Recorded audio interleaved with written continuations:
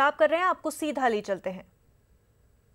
ही रहा है, साथ में स्पोर्टिंग पावर बनने की दिशा में भी, खेलकूद की दुनिया में भी हमारे कदम तेजी से आगे बढ़ रहे हैं।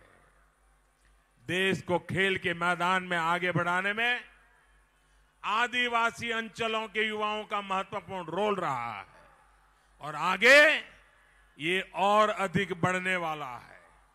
इसके लिए आदिवासी क्षेत्रों में खेलों की सुविधाओं का निर्माण किया जा रहा है।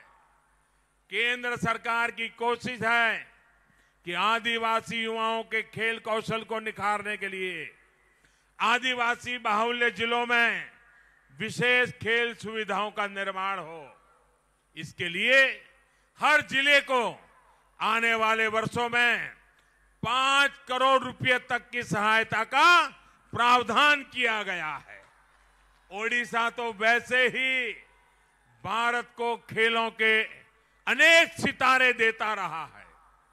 केंद्र सरकार के इन कदमों से यहां के नौजवानों का बहुत लाभ होने वाला है।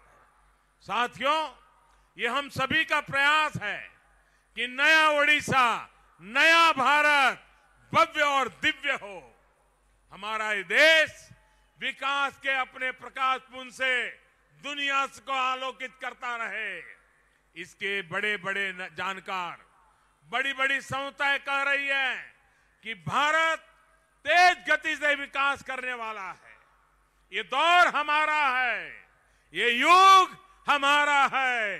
बस हमें ईमानदार प्रयास की जरूरत है, निरंतर जुटे रहने की जरूरत है। एक बार फिर आप सभी को विकास की सभी योजनाओं के लिए बहुत बहुत बधाई देता हूं। आने वाले त्योहारों के लिए भी आपको अनेक शुभकामनाएं देता हूं।